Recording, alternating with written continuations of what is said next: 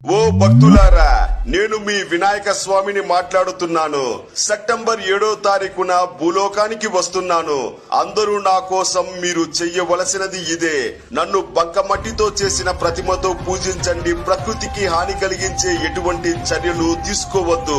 అప్పు చేసి నా పండగ చేసుకోవద్దు. నీ శక్తి కొలది నన్ను పూజించు చాలు.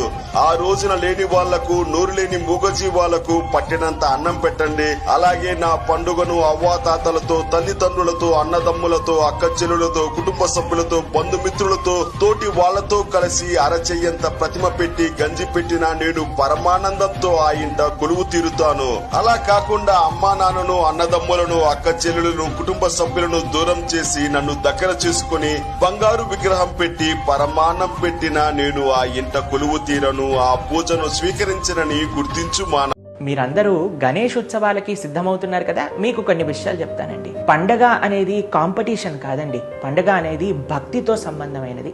ఎంత పెద్దగా చేశామో అని కాదు, ఎంత ప్రేమతో చేశామో అనేది ముఖ్యం. ఇంకొక విషయం చెప్తానండి. సనాతన ధర్మంలో ప్రతి పండుగ సంస్కృతి సాంప్రదాయాలతో ముడిపడి ఉంటుంది. కానీ దేవుణ్ణి వెనకాల పెట్టుకొని ముందు సినిమా డాన్సులు వేయటం ఎటువంటి పద్ధతి కాదండి. మీకు నిజంగా పద్ధతిగా చేసుకోవాలి అని అనుకుంటే భగవన్నామ సంకీర్తనలు చేయండి. అద్భుతమైన నృత్య గాన సేవలు చేయండి.